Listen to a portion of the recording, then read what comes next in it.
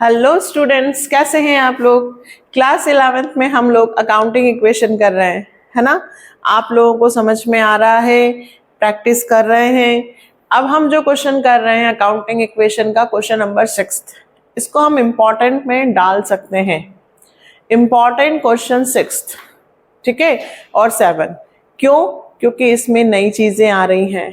Depreciation आ रहा है, full settlement आ रहा है, आउटस्टैंडिंग आ रहा है, प्रीपेड आ रहा है ना। तो इसलिए ये दोनों क्वेश्चंस अकाउंटिंग इक्वेशंस के बिल्कुल नहीं छोड़ना है। इसमें हम डालेंगे इम्पॉर्टेंट क्वेश्चन। तो स्टार्ट करते हैं without time wasting. Question number 6 particular, सबसे ऊपर इक्वेशन क्या लिखते हैं बेटा, assets is equal to liabilities plus capital. अब हम जल्दी से एक बार क्वेश्चन को रीड कर लेते हैं।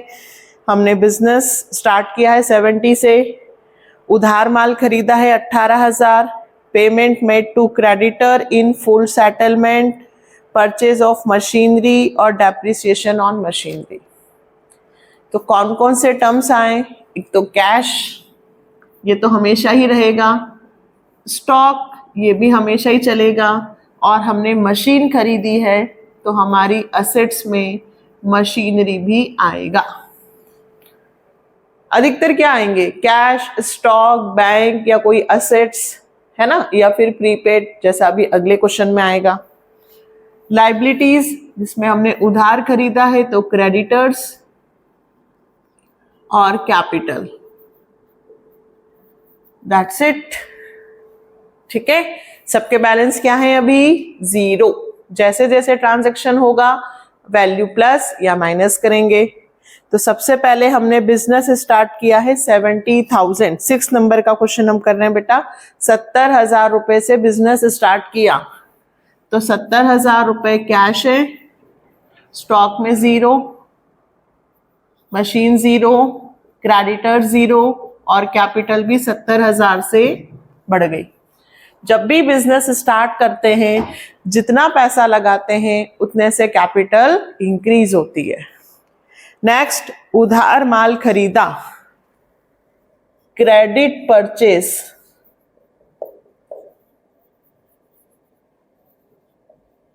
ठीक है, पूरा लिखेंगे। क्रेडिट परचेस ऑफ गुड्स 18,000 रुपए। कितने का माल खरीदा, 18,000 रुपए। कैसे खरीदा, उधार। ट्रांजैक्शन का मीडियम क्या है, क्रेडिट परचेस, तो कैश पे कोई इंपैक्ट नहीं है। गुड्स खरीदा है तो माल 18,000 रुपए से आए, और 0, और क्रेडिटर्स 18,000। जब भी उधार माल खरीदेंगे तो क्रेडिटर्स बढ़ जाते हैं। क्रेडिटर्स कौन, लायबिलिटी, जिन्हें हमें पैसे देने हैं।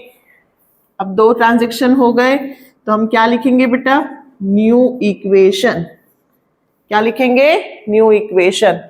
70,000 प्लस 18,000 प्लस 0, इधर 18,000 प्लस 70,000। देखिए जल्दी जल्दी में कई बार क्या होता है, 0 प्लस किया तो 0 उतार दिया, ध्यान रखिएगा। ठीक है, अब आगे बढ़ते हैं। अगला ट्रांजैक्शन लिखा है, ये सबसे मेन है, payment made to creditor in full settlement. इसको मैं आपको अच्छे से समझाती हूँ, देखिए ये आपको आगे जर्नल एंट्री में भी काम आएगा। Payment to creditor in full settlement, बहुत ध्यान से समझना है इसको बेटा। 17,500। देखो क्रेडिटर्स मतलब कौन, जिनसे हमने उधार माल खरीदा था, वो कितने के हैं, 18। बट हमने फुल सेटलमेंट कर दिया, मतलब हमने बोल दिया कि भाई हम तो 17.5 ही देंगे, अब और पैसा नहीं देंगे। कई बार हमारी मम्मी जाती है ना कोई चीज खरीदने, और वो बोलते हैं कि भाभी जी इतने का हुआ, आप भले कितने भी मांगो मैं तो इतने ही दूंगी। 8,000 का बिल बना, 7.5 पकड़ो, अब कुछ नहीं देना मेरे को। तो 8,000 रुपए मांग रहा था सामने वाला, और हमने उसको 7.5 में ही कंप्लीट कर लिया। मतलब सीधे सीधे 500 रुपए का हमने डिस्काउंट ले लिया, 500 रुपए हमारे बच गए, और अब उसको आप और पैसे देंगे क्या? नहीं। फुल सेटलमेंट मतलब निपटाना, पैसे कम देके पूरा बैलेंस खत्म कर देना। बैलेंस क्रेडिटर का है कितना? 18, पर पैसे दिए कितने? 17,500। तो हमारी जेब में से गए कितने? 17,500। 70,000 में से गए कितने? 17,500। लेकिन क्रेडिटर्स पूरे 18,000 से कम हो गए। पैसे दिए हैं 17.5, बट क्रेडिटर पूरे 18,000 से ही जीरो। क्यों? क्योंकि 18,000 के बदले में हम 17.5 में ही बात खत्म कर रहे हैं। अब हम उसको और पैसा नहीं देंगे, तो क्रेडिटर्स पूरे 18,000 से ही खत्म हो जाएंगे। तो फिर देखिए LHS और RHS में फर्क पड़ रहा है। इधर तो 17.5 ही है, इधर 18। दैट मीन्स 17.5 दिए हैं, बात 18,000 से गई है, तो 500 रुपए हमारी जेब में बचे, तो वो कैपिटल में एज अ डिस्काउंट रिसीव्ड हुआ है, हमें इनकम हुई है, फायदा हो गया हम लोगों को, तो 500 रुपए कैपिटल में प्लस होंगे। फिर से समझाते हैं। क्रेडिटर्स कितने के थे? 18,000। हमने फुल सेटलमेंट, ये कैसे? ये बेटा जब भी ये वर्ड आएगा फुल सेटलमेंट, तो आप समझिए कि जितने की वैल्यू है पूरी ही माइनस करनी है। तो क्रेडिटर्स पूरे 18 से ही चले गए, बट पैसे 17,500 ही गए हैं। तो 18,000 के क्रेडिटर्स को 17.5 ही दिए हैं, तो 500 रुपए हमारे बच गए, तो हमारे कैपिटल में 500 रुपए प्लस होंगे। हमें डिस्काउंट मिला, हमने खुद ही ले लिया, बाकी जगह 0 0। ये कई बार टेस्ट में आता है, एग्जाम में आता है ये वाला ट्रांजैक्शन, इसलिए मोस्ट इंपॉर्टेंट क्वेश्चन है ये। न्यू इक्वेशन,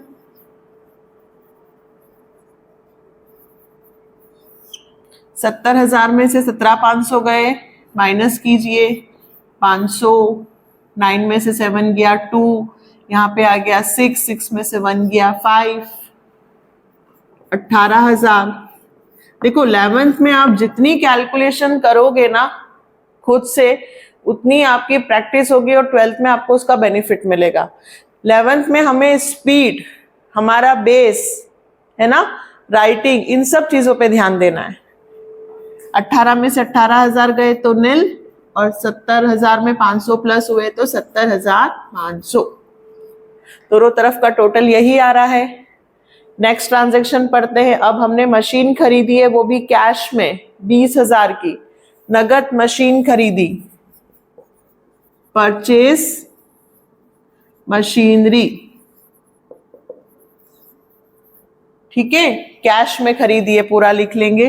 कितने रुपए की? 20,000। तो मेरे पास मशीन आई और मेरे पास से पैसे गए। मशीन आई, पैसे गए,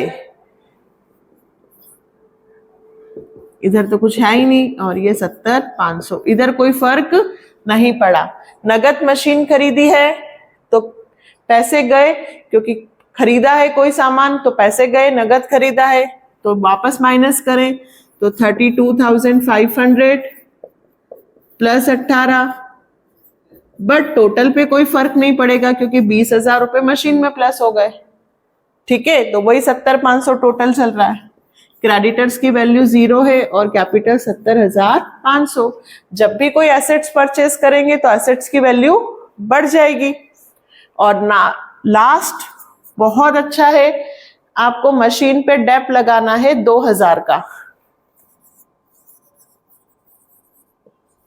डेप्रिसिएशन ऑफ मशीनरी, ये ट्रांजैक्शन भी मैंने आपको समझाया था, ठीक है। बार बार कह रही हूं कि जब नए स्टूडेंट्स हो तो प्लीज फर्स्ट वीडियो सबसे पहले देखिए, वहां पर मैंने ट्रांजैक्शन समझाए हैं। आई बटन पर आप क्लिक करके जा सकते हैं। फर्स्ट वीडियो सबसे पहले देखें, उसके बाद आप क्वेश्चंस करें। आपको सारे भले ही मत देखो, फर्स्ट वीडियो देखो जिसमें मैंने बेसिक सिखाया है, ठीक है। चले, अब आपको मशीन पे डेप लगाना है। ये भी मैंने वहां समझाया था कि कोई भी फिक्स एसेट्स की वैल्यू डेप लगाना, डेप का मतलब होता है उसकी वैल्यू कम कर देना, है ना। देखिए जब आप मशीन को यूज करते हो, जब मशीन पड़ी हुई रहती है, भले यूज ना करो, जैसे आप उसको परचेस करते हो तो उसकी कीमत धीरे धीरे कम होने लग जाती है। तो कितने रुपए से कम हुई? 2000 से। तो मशीन 20,000 की थी, 2000 से वैल्यू कम हो गई, ठीक है। अब मशीन की वैल्यू कम हुई है तो डेफिनेटली कैपिटल की वैल्यू भी कम होगी। डेप्रिसिएशन, कैश पे कोई इंपैक्ट नहीं, स्टॉक पे कोई इंपैक्ट नहीं, क्रेडिटर्स तो जीरो, किसमें कम हुए? असेट्स में। और असेट्स कम होगी तो कैपिटल भी कम होगी। तो हमारा आंसर आया 32,500, 18,000, 20 में से 2 गए 18, 0, और यहां पर कितना आया बेटा? 70 में से जो गए तो 68,500, ठीक है। तो इधर का भी आप चेक करके देखो, 32 और 36, ये 68, टोटल एसेट्स कितनी हुई? 68,500। क्या लाइबिलिटी नहीं है, सिर्फ capital. Total assets is equal to capital, liability में 0, ये new equation.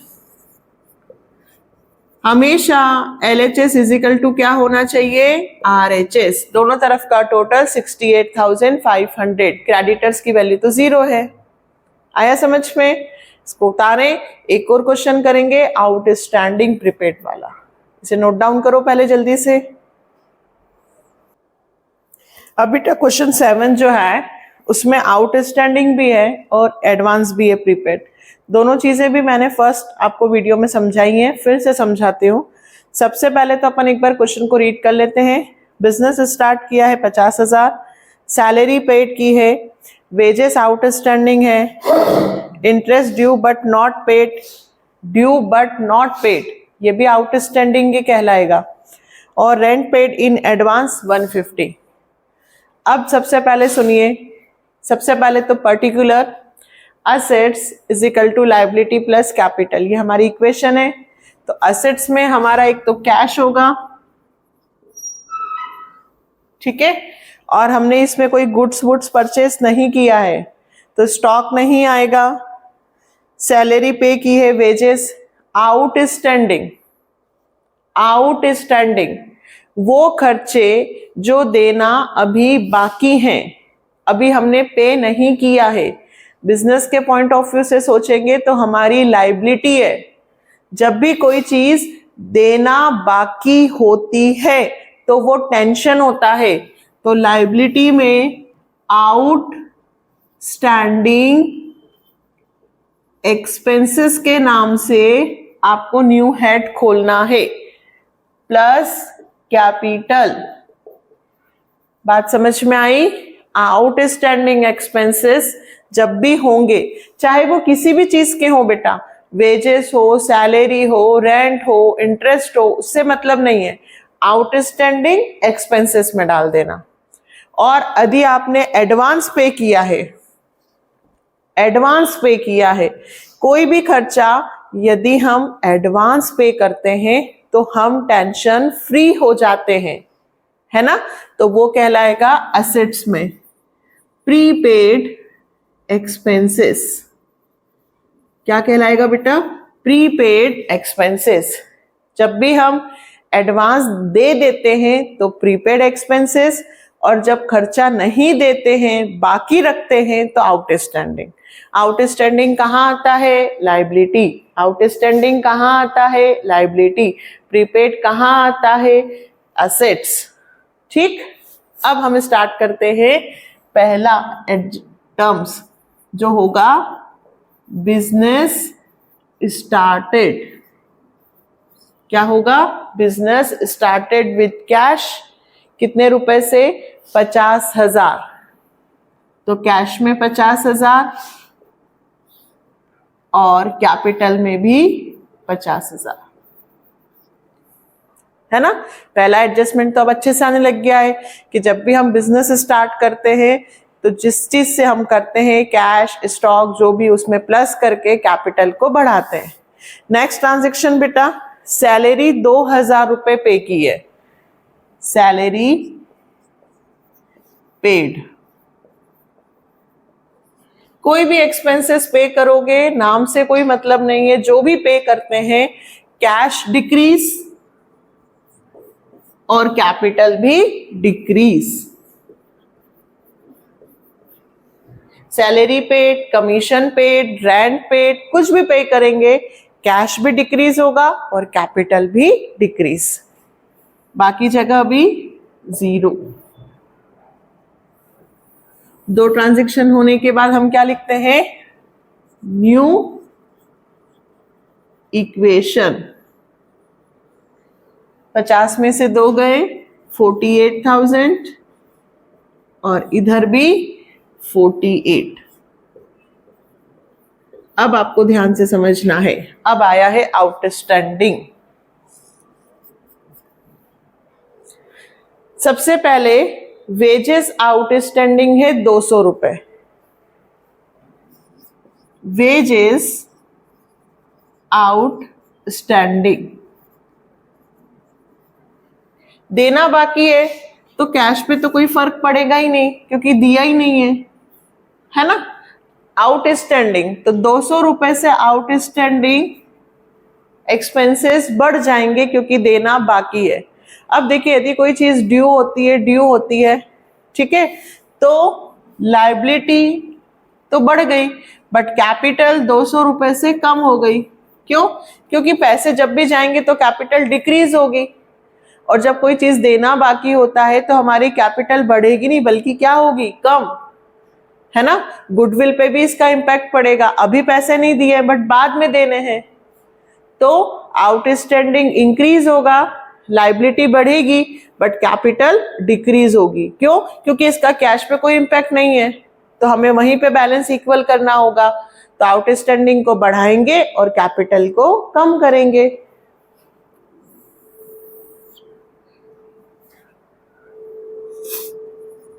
New equation 48,000 plus 0 और इधर 200 आ गए तो इधर 47,800, दोनों का टोटल करोगे तो वापस 48। आउटस्टैंडिंग में बढ़ा दोगे और कैपिटल में कम कर दोगे। फिर वापस से वही एडजस्टमेंट, इस बार इंटरेस्ट ड्यू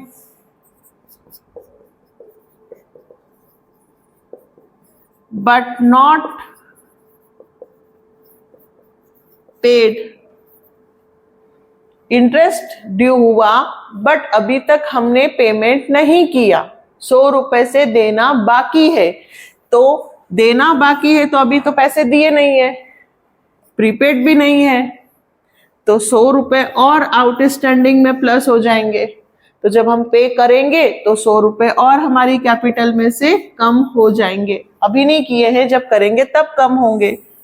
तो आउटस्टैंडिंग एक्सपेंसेस का क्या इम्पैक्ट होता है, आउटस्टैंडिंग में प्लस और कैपिटल में कम। फिर से न्यू इक्वेशन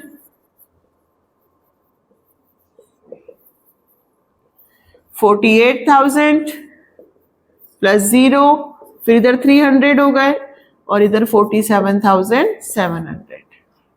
दोनों तरफ का टोटल सेम चल रहा है, LHS is equal to RHS। बहुत इंपॉर्टेंट क्वेश्चन है 6th और 7th। Last transaction 5th, rent paid in advance, rent paid in advance. अब देखिए हमने एडवांस पेमेंट कर दिया 150 रुपए, तो कैश कम हो गया, कितने रुपए पे किए हमने, 150, तो हमारा कैश तो कम हो गया क्योंकि हमने एडवांस पे करा है, पर पैसे तो चले गए हमारे पास से, ठीक है, पैसे गए। और प्रीपेड एक्सपेंसेस ये हमारी एसेट्स हो गई है, क्या हो गई है, एसेट्स। क्यों? क्योंकि अब हम जब होगा पेमेंट तब हम पैसे नहीं देंगे क्योंकि हम ऑलरेडी पहले दे चुके हैं, तो जब हम पे बात आएगी तब कैपिटल में से कम कर लेंगे। फिलहाल अभी हमने कैश में से कम कर लिए और प्रीपेड एक्सपेंसेस में बढ़ा दिए, तो यही -150 और +150 हो गया, मतलब बैलेंस क्या हो गया, 0। तो हमें इधर कुछ भी करने की जरूरत नहीं है, हमने एडवांस में पे किया है, ठीक है। तो अभी कैपिटल में से कुछ भी घटाने की जरूरत नहीं है, बाद में कम करेंगे। अभी फिलहाल क्योंकि वो अभी का एक्सपेंसेस नहीं है, बाद का एक्सपेंसेस है, तो जब भी एडवांस पेमेंट करोगे कैश कम करोगे। एडवांस पेमेंट यदि कैश कम हो रहा है तो कैश में से करना ही है, और एडवांस पेमेंट किया है तो प्रीपेड इनहेंस हो ही रहे हैं, तो फिर कैपिटल तक जाने की जरूरत नहीं है। तो हमारा आंसर आया 48,000 में से हम कितने माइनस करेंगे, 150। 059 में से 1 गया 8, 47,850 प्लस 150 वापस 48,000 हो जाएगा। टोटल एसेट्स लाइबिलिटी 300 और हमारा कैपिटल 47,700, ये कैपिटल। दोनों का टोटल 48,000 ही हो रहा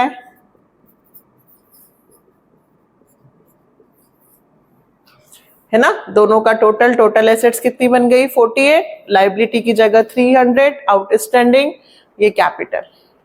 आउटस्टैंडिंग जब भी होंगे, आउटस्टैंडिंग में प्लस कैपिटल डिक्रीज। जब भी एडवांस पेमेंट होगा तो कैश में से डिक्रीज होकर प्रीपेड में प्लस कर देंगे, ठीक है। तो ये हमारे दो क्वेश्चन हो गए, 6th और 7th।